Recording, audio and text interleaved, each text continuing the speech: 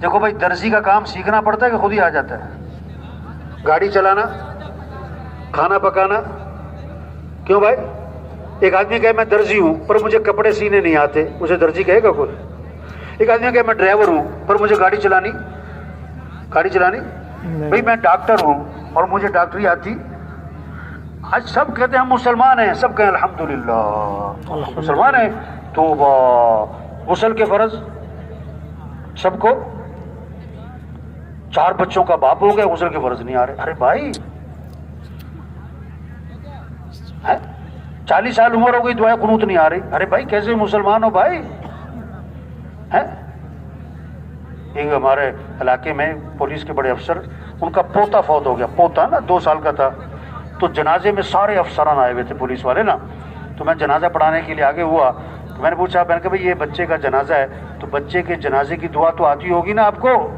نہیں تو ہم سب کہہ رہے ہو۔ ایک آدمی مجھے بعد میں کہنے لگا، کہتا میں ڈر گیا کہ میرے سے پوچھ ہی نہ لیں۔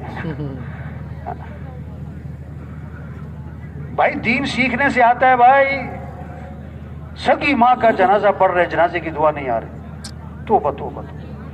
سگے باپ کا جنازہ، تبلیغ میں یہ محنت ہو رہی، بھائی دین سیکھ لو، دین کیا کر لو۔ ابھی ہم آ رہے تھے راستے میں، گاڑی کا مسئلہ ہو گیا، وہاں کھڑے ہوئے تھے ہم، تو وہاں سے لوگ کئی سارے گزر رہے، ایک ایک سے بات کی میں نے، کلمہ سنا، توبہ توبہ، کسی کا کلمہ صحیح نہیں تھا۔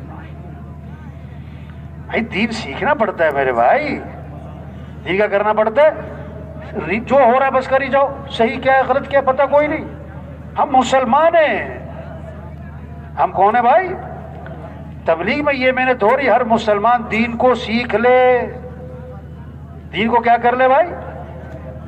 اپنی مرضی کا دین نہیں، جو مرضی میں آیا کر لو، جو مرضی میں نہیں چھوڑ دو۔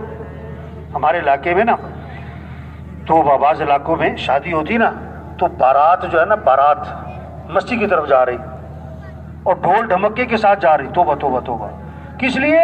کہ دولہا نے شادی کے نفل پڑھنے۔ دولہا نے کیا کرنا ہے؟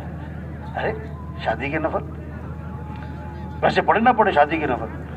اب وہ ہمارا دوست ہے، اس کے دوست کی شادی تھی، یہ واقعہ ہے، ایسی کہانی نہیں ہے۔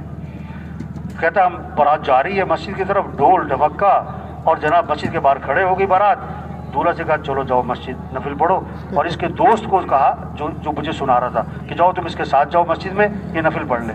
کہتا ہم دونوں چلے گئے، میں نے اسے کہا بھائی پڑھ لے نفل۔ کہتا پہلے تو کھڑا دیکھتا رہا ادھر ادھر، میں نے کہا بھائی شادی کے نفل پڑھ۔ کہتا میں بیٹھ گیا، اس نے نیت باندھ لی، بہت دیر کھڑا رہا۔ کہتا میں سوچتا رہا وہ ابھی وہ شادی کے نفل ہے، بڑے خوشو خصوص سے پڑھ رہا ہے۔ کہتا بہت دیر کھڑا رہا، پھر کھڑے سلام پھیر دیا۔ کہتا میں نے اس سے کہا بھائی تو نے شادی کے نفل پڑھے کہ نماز جنازہ پڑھی؟ نہ رکوع نہ سجدہ، یہ کس میں ہوتا ہے؟ ہائے ہائے، آگے افسوس کی بات، اس نے پتہ کیا کہا؟ تو نے کہا سچی بات ہے مجھے نماز نہیں آتی۔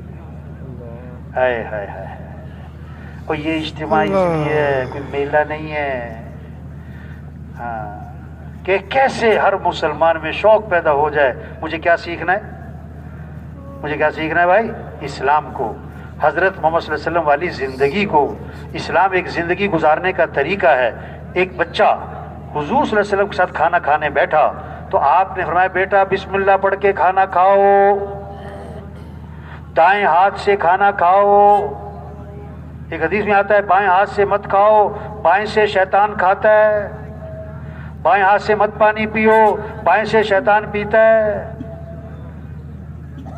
بسم اللہ پڑھ کے کھانا کھاؤ، دائیں ہاتھ سے کھانا کھاؤ، اپنے سامنے سے کھانا کھاؤ۔ ہاں،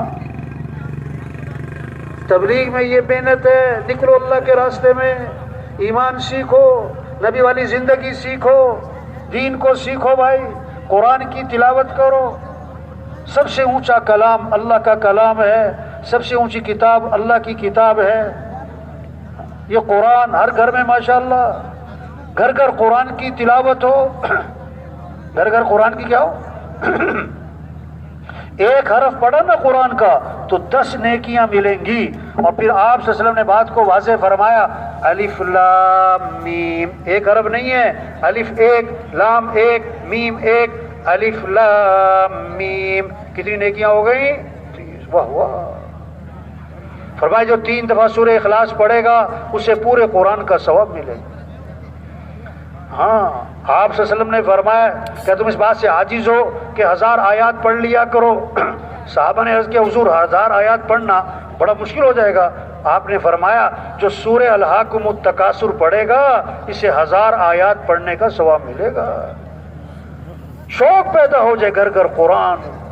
ہاں گھروں میں رحمتیں آئیں گی، گھروں میں برکتیں آئیں گی، گھروں سے نحوستیں ختم ہوں گی، شیطانی اثرات ختم ہوں گے۔ گھر کا ہر فرد قرآن پڑھے، اماں قرآن پڑھیں، ابا قرآن پڑھیں، بیٹا بیٹی قرآن پڑھیں، پوتا پوتی قرآن پڑھیں، 1 سپارہ 2 سپارے، توبہ آج تو سال ختم ہو جاتا ہے قرآن ختم دن میں موبائل کتنی دفعہ کھولتے ہیں؟ بولو بھائی، سینکڑوں دفعہ، اور قرآن کتنی دفعہ کھولتے ہیں؟ یہ پریشانیاں کیوں ہیں؟ گھروں میں قرآن کی فضا نہیں ہے، یہ مصیبتیں کیوں آئی ہوئی ہیں؟ سال ختم ہو رہا ہے، قرآن ختم، پورا دن گزر گیا قرآن کھولنے کا وقت۔ ایک صحابی رضی اللہ عنہ نے رات کو نیت باندھی اور قرآن پڑھنا شروع کیا۔ ان کا گھوڑا بندھا ہوا تھا، بیٹا پاس سو رہا تھا، گھوڑا بھدکنے لگا جیسے کچھ نظر آ رہا ہے۔ یہ قرآن پڑھیں گھوڑا بھد کے، قرآن پڑھیں گھوڑا بھد کے۔ ارے بھائی کیا ہو گیا؟ ڈر گئے کہ گھوڑے کا پاؤں پوچھے پہ نہ آئے۔ سلام پھیر دیا، دیکھا کیوں گھوڑا بھدک رہا ہے؟ تو آسمان پہ ایک نور ہی نور ہے سفید بادل کی طرح، اور پھر آنکھوں سے اوجھل ہو گیا، آسمان کی طرف اٹھ کے چلا گیا۔ اب یہ کیا تھا سمجھ میں نہ آیا، تو حضور صلی اللہ علیہ وسلم کی خدمت میں حاضر ہوئے، سارا قصہ سنا کے دریافت کیا اللہ کے رسول یہ کیا تھا؟ آپ نے فرمایا یہ آسمان سے فرشتے اترے تھے تمہارا قرآن سننے کے لیے۔ اگر تم صبح تک پڑھتے رہتے ساری دنیا فرشتوں کو دیکھ لیتی۔ ہاں قرآن پڑھیں، اللہ کا ذکر کریں، زبانوں پہ کس کا نام آ جائے؟ اللہ کا۔ الا بذکر اللہ تطمئن القلوب۔ کان کھول کے سنو، دلوں کا اطمینان کس میں ہے؟ اللہ کی یاد میں۔ دلوں کا اطمینان کس میں؟ اللہ کی ہاں۔ حضور صلی اللہ علیہ وسلم نے فرمایا جو 100 مرتبہ پڑھے لا الہ الا اللہ، کتنی مرتبہ؟ تو آپ صلی اللہ علیہ وسلم نے فرمایا جب قیامت کے دن اٹھے گا تو اس کا چہرہ 14ویں رات کے چاند کی طرح چمک رہا ہوگا۔ آپ صلی اللہ علیہ وسلم نے فرمایا جو 1 مرتبہ درود شریف پڑھے گا اللہ کی 10 رحمتیں نازل ہوں گی، اور 10 گناہ اس کے معاف ہوں گے، اور 10 نیکیاں لکھی جائیں گی، اور 10 درجے اس کے بلند ہو جائیں گے۔ واہ واہ۔